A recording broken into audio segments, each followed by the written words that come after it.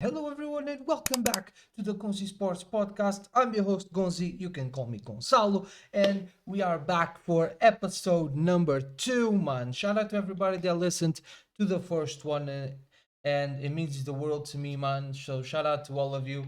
And without further ado, let's dive right into the topics, man, shall we?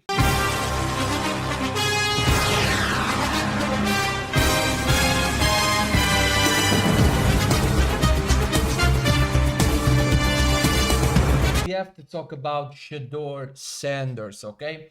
We just have to. Um, so for everybody that doesn't know, Shedeur Sanders got drafted in the 5th round when he was projected to go by a lot of draft boards, including my own, to go in the 1st round. I personally had him going 18th to the Browns. The Browns would trade up with the Buccaneers. I think it was the Bucs that I ended up making the trade with. And they will get Shedeur after getting Travis Hunter. That's what I thought they were going to do. But they ended up taking Shedeur in a 5th round. They traded up 5 picks to get him because I think they were scared that the Rams were going to take Shedeur in a 5th. A lot of stuff came out about Shedeur, about his draft interviews, that he was kind of cocky and arrogant in them. But again, through anonymous sources, which are always kind of iffy to begin with. Like, he was behind Flacco, Pickett, and Dylan Gabriel. He was behind all of them three. And training camp started. He was clearly the better quarterback from everything coming out of it, not only from the stats aspect of things, but also the people there that was saying that Dylan Gabriel was struggling a lot and that practices were coming to a halt once Dylan Gabriel was behind the center. But still, the Browns kept saying it was 4th string in a depth chart. But funny how things work. Pickett gets injured and Dylan Gabriel gets injured. And Flacco was not going to play because he's 40 years old. So in this preseason game against the Panthers, Shedeur Sanders was going to be the starter and play quite a lot, and he did, and he played very, very well, man. He threw for 138 yards with 2 touchdowns, no picks, and 4 rushes for 19 yards in a 10-30 victory over the Panthers. Snoop Huntley played the rest of the game after Shedeur went out, but Shedeur looked good. He looked solid. He looked like a guy that for the future and that you can trust with your franchise, in my opinion. It will probably be the most watched preseason game and the most talked about because the guy showed out. And you cannot tell me Dylan Gabriel can put up numbers like that. The dude can't even throw through his teammates in training camp. And it's nothing against Dylan Gabriel. I just watched him in Oregon, yeah, and I quickly looked at him and was like, oh, that's a backup if I ever seen one. Dude's undersized, doesn't have the throwing arm that, for example, Bryce Young has, nor the accuracy. And I don't question his leadership because he was apparently very important in that Oregon locker room. So shout out to Dylan Gabriel, and he made it, man. He made it to the big league, bro. So shout out to him. But in terms of trusting a quarterback, yeah, to take care of your franchise, I don't think you have a better option right now than Shedeur Sanders. In the Browns, that is. In the Cleveland Browns. Because Kenny Pickett, I've seen him play. He's not an NFL quarterback starting quality. He's not. He just isn't. So, to me, Shedeur did what he needed to do. Shedeur went there with the opportunity that he gained and showed out, man. He showed why he belongs. That first touchdown throw, it's a beauty, man. You need to go watch it. It's perfect. Now, I know for a fact Kenny Pickett and Dylan Gabriel can't throw a ball like that to a touchdown. I know for a fact the tight window that he threw in and the accuracy he has is just off the charts, man. And this notion that his Colorado stats were inflated is just ridiculous. They might have been a little, but come on, the dude clearly has a good arm, clearly is accurate. The only problems that people are reporting he's having is before the ball is snapped. Like the huddle and seeing and reading the defenses. Now, that's very important, but he's a rookie. Dude's a rookie. It's not like college is running 85 Bears looks. You know what I mean? So he's gonna have time to develop that. But once that ball is snapped, the dude is accurate. He got sacked, I think, once that I remember. That was a bad sack that he just went in a fourth and like two, and he just went backwards because his line collapsed around him. And in those instances, he has to learn to just throw the ball away. It was fourth down anyway, but he needs to learn in those situations. Just throw the ball out, even if fourth down, man. Throw the ball out of the field. Don't take the sack. And but yeah, very positive signs from Shedeur Sanders, man. I really liked what I saw. I imagine once Dylan and Kenny return to out of the injury list, they will take the snaps and the plays from the next couple of games. But from what I saw, man, I think it's worth taking a flyer on the guy. I just think it is. He clearly showed he's not a fifth round quarterback. So I don't know what the whole league didn't see. I don't know. I don't know why this. The thing that boggles my mind, yeah, about the Shedeur stuff is the Steelers. You had the chance to take this guy, and you decided to go with an old, washed Rodgers. That the footage I saw him trying to move around the pocket, bro, was painful, painful. Bro looks like he has his knees are bone on bone. It looks it hurt my knees watching him, bro. He's so slow, brother. The Steelers are gonna be awful on offense, awful. I don't care if you have DK, bro. I really don't. They're gonna be terrible, absolutely terrible. And they didn't take Shedeur. They got DK, bro. Shedeur in Pittsburgh will be so good. It's insane. Throwing bombs to DK Metcalf and with that line protecting him. Whatever, man. Uh, I don't get the Steelers. I genuinely don't. But yeah, let's move on from the Browns and the Steelers and let's go talk about Caleb. Yeah, because coming out of college, yeah, I was very much on a Nick Wright mode of things. Of Caleb is going to be a superstar. Now he still might be, but the videos coming out of training camp is that he's struggling a lot. And in one of the drills, Ben Johnson actually had to throw out the offense off the field, the number one offense, because they messed up the drill. He did it like 2 times already. And then there's that video where they have that net with 3 holes for the quarterbacks to throw quick balls in it. And Caleb missed all of them, including the last throw. He was just on full tilt at that point, completely missed the entire net, man.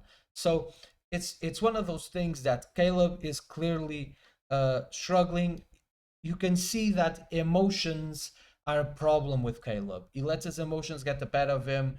That throw that I mentioned that he missed the net completely. It's like he is completely on tilt, and instead of finishing strong, he just throws a duck out, and it's like, damn, bro.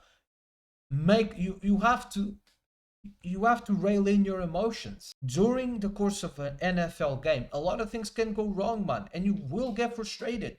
But guess what? That's when the cream should rise to the top. Mahomes is one of the clutchest quarterbacks of all time because when the moment gets high, he gets even higher. And you have, as a quarterback, you have to rise in those moments. You cannot shrink. Otherwise, you're not a franchise QB, man. You're just going to be a middling quarterback. That's what you will always be known as. And you can't shrink like that. And Caleb's emotions always get the better of it. So let's see what he does, man. Ben Johnson is a great coach, or it's a great coordinator. Let's see how he does in coaching. I think he's trying to build a culture with the Bears right now. And I like the additions they made. They lost Keenan Allen, but they added another receiver in the draft. So let's see how they do, man. The division is winnable. Winnable because the Lions lost both coordinators. Like, Dan Campbell is still there, yes, but the coordinators loss are a big one. And then you have Aiden Hutchinson coming back from injury. He's not going to be full go from the start. He's going to take a few games to get the offense, his legs going again. And you have to wonder what not having Ben Johnson going to do to Jared Goff, man. By far, the most success he has was when McVay, which is an offensive genius, and with Ben Johnson. So let's see how he does. The Lions do, man. And then you have JJ McCarthy. That's really open in Minnesota, and pretty much I think I put the Bears on the same level with Green Bay right now. Green Bay, this is a chance to take the division as well. Jordan Love didn't look good last year. So they need to take the division by the horns. If you're the Bears, you have to start strong. You really do have to start strong. Move on from the Bears, man. Let's talk about the Bengals. The Bengals played the Eagles in the first preseason game. Yeah, Burrow looked like Burrow. It was like 122 yards or 148 yards, something like that, for 2 touchdowns. Chase looked all right as well against the Philadelphia Eagles backups on defense. So then the number one defense for the Bengals goes on the field with the backups, but the backup offense of the Eagles, and they made McKee look like prime Tom Brady, bro. Like, I'm looking at the stats right now. Tanner McKee threw for 252 and 2 tutties, man. Like, come on. That against that defense is so bad. It's stupidly bad. It's not even funny. I have no indication to believe in the Bengals. Zero. They will not outscore everybody. You might sneak in. You might, because your division is easier now, because the Steelers are going to be terrible, and the Browns have 6 quarterbacks on the payroll, bro. 6! Yeah. Because once you face either Baltimore in the playoffs, the Bills with Josh, or the Chiefs with Mahomes, brother, you're not outscoring them. Especially the Chiefs. Josh Allen can't outscore the Chiefs in the playoffs, and they have a good defense. Your defense will get destroyed by pretty much every single elite team in this league. All of them. You're going to lose games 42-38. Congratulations, you scored 38 points and you lost. Like, brother, you cannot have all the elite players on one side of the ball. It doesn't work, man. You get found out really quickly. And let's not pretend that they made some huge upgrades. They didn't. They paid their guys. That's pretty much it, man. And they signed a tight end in free agency. Like, bro, they are not going to be able to outscore everybody. That might work with the runs of the league. That might work. I don't know what the schedule is. I can look it up quite easily. Let me see the schedule for the Cincinnati Bengals. Okay, you will outscore the Browns because they have, again, a 40-year-old throwing the ball. You won't outscore the Jags. You won't outscore the Jags. That's for sure. I believe in Trevor this year. They have Brian Thomas Jr. and Travis Hunter. Bro, Travis Hunter's going to pick off Burrow as well. You might outscore the Vikings, but again, with Justin Jefferson, anything can happen in that game. You're going to struggle with the Broncos. They have a good defense and a good offense. You're going to get wrecked by the Lions if they act together. The Packers are going to take you for a ride as well. The Steelers stink. You might have problems with the Jets.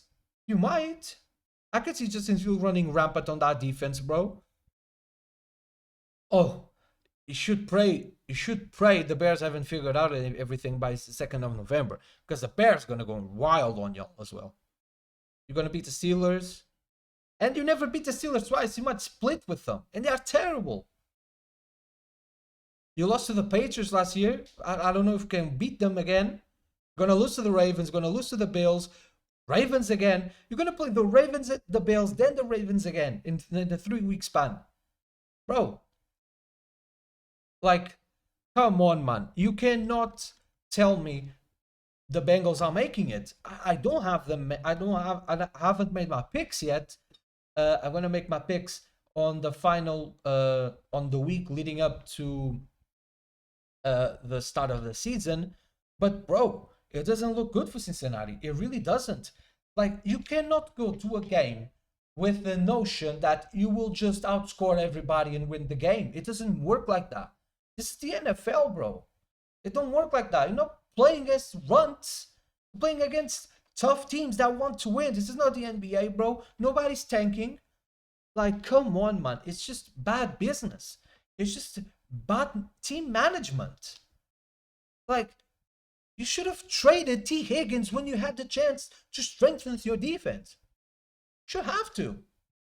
Should have been done, man. You should pay Trey. But guess what? You don't have the money to pay him. The Bengals are just a poorly run franchise. That's the hard truth about it. It's not even that I'm a Chiefs fan, bro. It's the truth. Your franchise is run by dummies. Always has been. It's on the board that Joe Burrow is already peaked. It's on the board. I'm not saying that's the case, but it's on the board that Super Bowl loss to the Rams, that was it. The last time you were in the playoffs was 3 years ago. 3. Let's go talk about my Chiefs.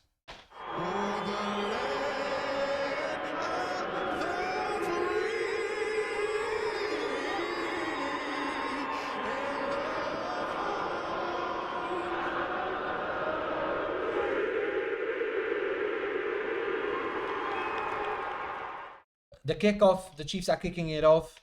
Fumble recovered by the Chiefs, and Mahomes starts the drive at the 13-yard line. And after a great run by Pacheco, a pass interference on Thornton, Mahomes throws a perfect back shoulder throw for Brownlee to make this ridiculous catch for a 1-yard touchdown. Exactly. Mahomes ended the stat line. His stat line was 1 yard, 1 touchdown. My goats, come on. I wanted to see them again, but they did what they needed to do. Scored. Andy Reid was like, yeah, so enough of that, and took out the offense, the number 1 offense. But the line stayed. I like that. The line stayed, and I got to see Josh Simmons, he is a dog. We have our franchise left tackle. I cannot believe the entire NFL saw Josh Simmons on tape and was like, that knee though. What about that knee though? The whole league was afraid about his knee, bro. Come on, man. The dude is an absolute dog. Shout out Josh Simmons. And I am pretty confident in saying we have our franchise left tackle. What a signing. What a pick by Brett Veach, man. Trusting the guy and the medical team at the Chiefs, man. He looked awesome. He looked amazing out there. He didn't play a lot, but the little that he played allowed Mahomes time to throw. Perfect. I could not have asked for better with Josh Simmons. Perfect, man. Perfect. What wasn't so perfect was the injuries. Yeah, after a pretty bad collision, Jalen Watson goes out the field and is now in concussion protocol.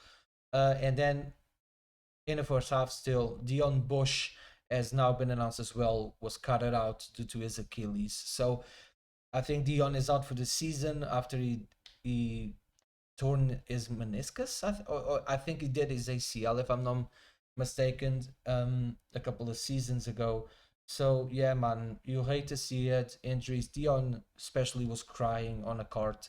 He had a towel over his head and he was clearly crying, and he was repeatedly hitting his thighs in frustration. It was terrible to watch, man. So prayers for Dion and Jalen, and I hope they recover quickly so I can see them back on the field doing what they love to do, man.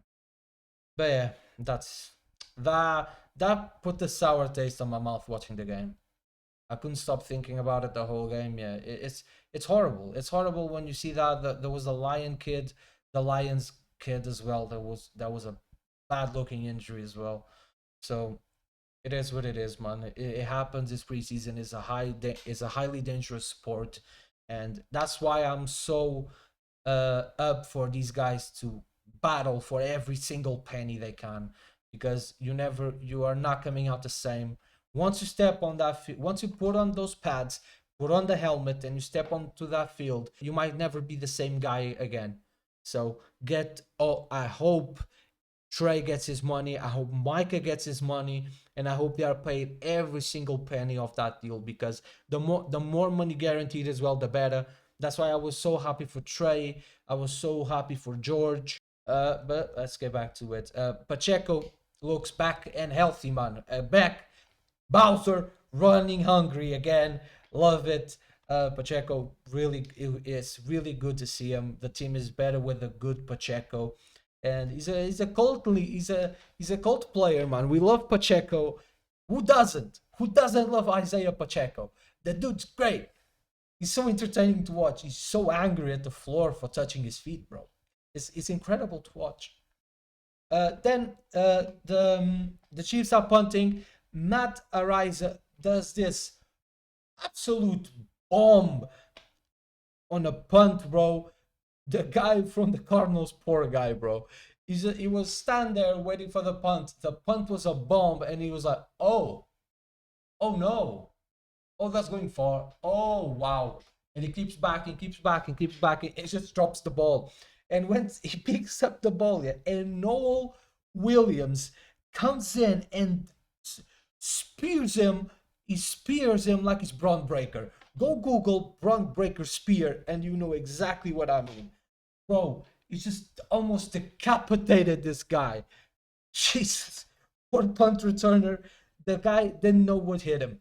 The dude got the ball, looked up, and had Noel Williams on his face, taking his hat off. Like, that was incredible to watch. Another highlight for me was Roland Wallace with 2 interceptions. The first one, yeah, we need to talk about Kyler Murray. Because that interception, the first one that he threw, it's one of the worst things I've ever seen in my life watching the NFL. Brother, go watch it. That interception is woeful. Kyler just throws this dumb throw. The dumbest of throws. I could have made that throw, bro. To Roland Wallace. Come on, man. That was bad. That was atrocious. But yeah, overall, pretty solid performance. The Chiefs do end up losing the game because Bailey Zappi gets in and he's terrible. Suamataia, though, is other story. Bro he got run over a lot today. He was a bit of exposed again today. And he's not Joe Tooney, let's just say that. Not anywhere, anything close to that. So we have a problem at guard now. So let's see what happens, man. Let's see. I hope he figures it out. I do, because we need him to sort it out. Other standouts, I liked Kareem. He was in with Gardner. He played really well. I thought he had some decent rushes. So yeah, man, I'm really excited about the Chiefs. So that's Chiefs Kingdom done. Let's then talk about some football, bro. Some soccer, yeah? Let's talk about Manchester United, bro. Because a lot of things happened in the last 48 hours for Manchester United. So if for the people listening to the podcast, I did a clip on the YouTube channel of the podcast where I talked about the deal for Benjamin Sesko. It's now finished and it's now done. He's a Manchester United player. He was unveiled today at the preseason game against Fiorentina. And he was there on the pitch with his shirt. No number yet, which I figured was an interesting detail. I figured you were going to give him the 9, but then I remember that Højlund has the 9. Although I would have straight up given Sesko the 9, don't care. Højlund is about to leave as well, and that sends a clear message. He's trying to stay, but that sends a clear message. Hey, your number taken to Sesko, you should as well leave, man. We are not going to use you. And they didn't use him in the preseason game. He played the total of 0 minutes. So it is what it is. But yeah, Sesko, let's see what he does, man. He's 22 years old. He's got a lot of potential, like I said in the video. And I cannot wait to see him. Man United now play next week against Arsenal in the big opening match from the Premier League. Let's see what he does, man. Let's see what he does. I hope he starts, because Man United had a problem yesterday, which was creating a lot in front of goal. It came mainly from the center backs, Mount and everything. And Buemo, they're really good crosses. But yeah, the midfield is still an issue. Big issue in the midfield. And that's where Carlos Baleba comes in. Because if United can get Baleba, bro, then that changes a lot of things in that team, because Baleba is a tank, bro. He's a menace in that midfield, and it's not going to be cheap. Early reports are that Brighton want 105 million for him at least, so it's not going to be cheap. But if they can get the money from Garnacho and Hoyland in, I'm pretty sure they can get him, and I'm really confident in that. But once Manchester United get all the players they need out, I don't see what's stopping them. Go get them. If you have to dip into next year's budget, do it. Go get them. You have one game a week this year. Go all in. This is the time to go all in. This is it. If you're gonna trust Ruben Amorim with the money, it's now. Because if you buy everything that you need to buy this year, next year you don't need to do anything, because you're going to be good. You're going to be good. Just go all in. Go get Baleba. Yeah? And the other one that's starting to get a lot of steam, man. There's a lot of smoke in this player to Manchester United. And where there's smoke, there's fire. So, bro, Donnarumma to Man United is looking spicy. A lot of people talking about Donnarumma to Man United. And that makes sense because PSG just completed a deal. They just paid 40 million for the Lille goalkeeper. So they're not going to have that guy on the bench. They just can't reach a new deal with Donnarumma. So that makes a lot of sense. And the upgrade on Onana with Donnarumma, bro, it's out of this world. And then you sell Onana and you get more money to go get Baleba. It makes so much sense. You can sell Onana for like 30 million, 40 easily. He's better than that guy that PSG just bought. He's better than that dude. So you can clearly sell Onana, be like, hey, bro, you're not staying. We're going to get Donnarumma in. You're not staying. You better go. We're going to get a good deal. You're going to go to a club, whatever, and you go. And that to me makes a lot of sense, man. It just does. Just does. Because Donnarumma is better with his feet. He's a better shot stopper. He's better commanding his goal line, commanding his area. At penalties, it's the best goalkeeper in the world at penalties. Bro, I'm going to check. But I think his save percentage in penalties, it's ridiculous. Listen to these numbers, yeah? Across his entire professional career, including club and country, he's Italian, Donnarumma has faced 46 penalties and saved 12, which works out to a save rate of about 26.1. That's very good. That's insane. And then for just PSG, yeah, 15 penalties, saved 3, giving him a 20% save rate. In shootouts, yeah, this is where he shines, bro. Penalty shootouts. He has participated in 7 for club and country and won 6. In total, he has made 24 saves from 103 penalties. Do you know how insane that is? Elite level goalkeeping, bro. Just on penalties, not even shot stopping. I have the details right here. Average professional goalkeepers stop roughly 15 to 18% of penalties in open play, meaning not shootouts. Elite keepers hover around 20 to 25% over a career. Bro, he's super young as well, which is another thing. Man United, if they get their keeper for like, bro, how old is Donnarumma? He's 26 years old, man. 26 years old. 26. The guy has at least 15 years left on his career as an elite goalkeeper. At least 15. Okay, now I'm searching for Onana against Donnarumma, yeah? At Inter Milan, where he was before, he was much better. He had a 73.5 rate percentage, but he was only 9th in Serie A. He conceded 26% of the shots he faced in Italy, while Donnarumma in the same period in Italy with him was saved 19, only conceded 19% of the shots conceded at goal. So, bro, Onana can be elite at times. He goes to spells where he's extremely good, yeah? But his lows, his floor, is horrendous. Horrendous. Like, put the ball on his own net horrendous. Donnarumma's ceiling is elite level goalkeeping. Consistently elite, by the way. PSG won the Champions League last year on his back. Because that game against Villa, with any other goalkeeper, they lose that game. The saves he was pulling, it's insane.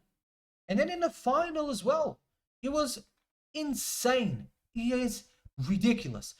He is by far the best goalkeeper in the world, and it's not close. It's not close. So the upgrade would be disgusting. And then they have a full team, in my opinion, and United has. Then it becomes a conversation.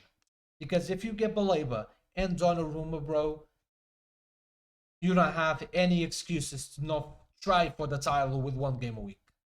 Since Sir Alex, it's the greatest transfer window Man United has done. Not only on player level, but also smart, sharp signings. And that's what Man United needed.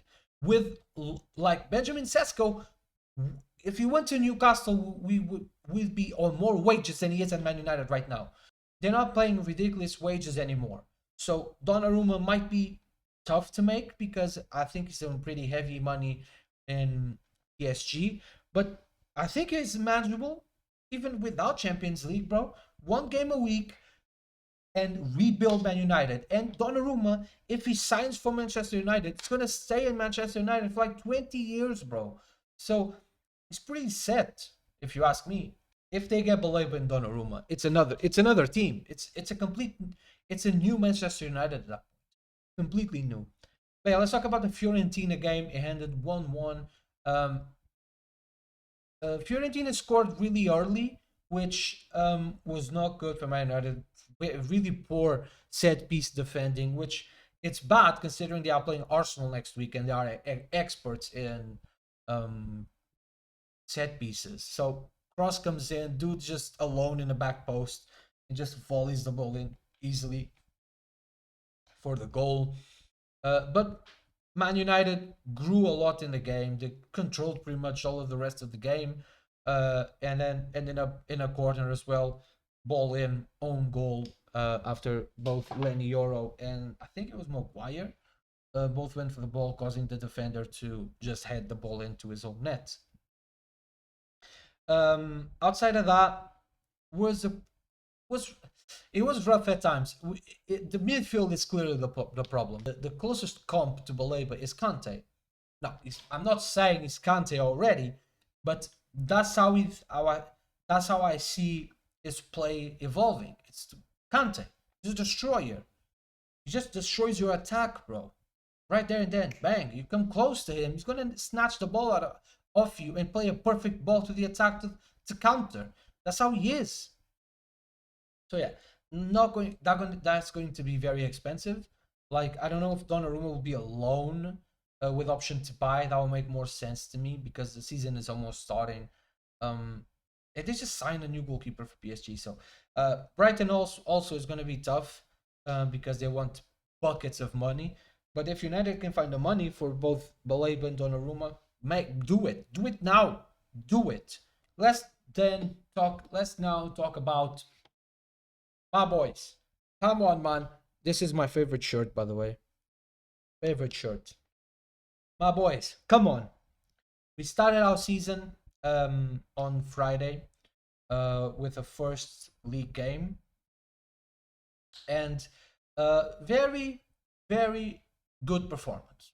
That's how I will describe it. Much better than last week's against Benfica for the Super Cup.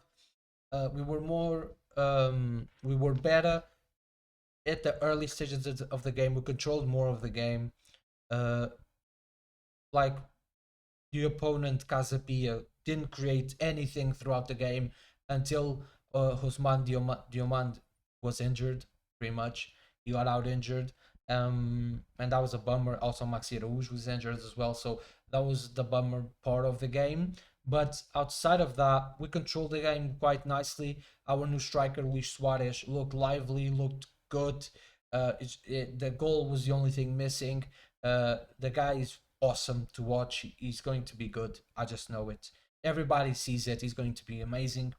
The first goal was a brilliant team play between Pedro Gonçalves and Trincão. Trincão lays it off to Pedro Gonçalves, back to Trincão, smashes it to the back post in for the first goal. Then the first half, we could have had like 4 or 5 by the end of the first half, but the keeper was on one as well. The keeper for Casa Pia did very well, very good saves, and kept the game at 1-0. But then in the second half, we closed it with a second goal early on as well. Cross in by Pedro Gonçalves, and Morten Newman, first post, just gets a leg in there and finishes for the second. So yeah, man, a lot of positives to take from the game, like Ricardo Mangas with a new signee that we signed for $300,000. Yeah, that is cheap, and that's like a free transfer almost in footballing terms. So yeah, very good transfer. The guy is awesome. The guy is really quick, really rapid, bro. Technical. The only thing he was not good at was his crossing game, but that will get to him. He had like 1 or 2 training sessions with the squad, so that will eventually get there. So yeah, man, a lot of positives to take from my team's performance in the league. Now, just found out today that the stadium is almost done. We were repairing the stadium, doing remodelations and everything. So next week we are playing at home for the first time. So yeah, I'm really excited for the season. We had a long ways to go, but we are trying a new system with this manager that we have. He's trying a new system. We last year played 3-4-3. Now we're playing 4-2-3-1. So it's a pretty different system. A system that we haven't seen in my clubs in a long time, bro. Like for the last 5 years, we've been playing with the same 3-4-3. So it's gonna take time to adjust, but I figure we are on the right track, and now we just gotta win our first 3 games before the big one against Porto, which is one of the biggest rivals. So in the 4th game of the season, so we just have to win those 3 and go into that game with 9 points out of 9, and we are at home, so we have to win, but that Porto team is also good, so let's see how that game goes. But reach there with the 9 points, and if you go up to 12, that's amazing right away. Winning your first 4 is essential. But yeah, guys, thank you. So that will be all for today. Thank you so much for listening, for watching. Leave a 5-star review on the podcast. It helps tremendously. If you're watching this video, like and subscribe to the channel, and follow me on socials, Gonzii, 2 eyes, RM. Links, description on the screen, whatever. So yeah, guys, thank you so much for watching the podcast and listening, and all glory to Jesus Christ as always, and I see you guys in the next one. Goodbye.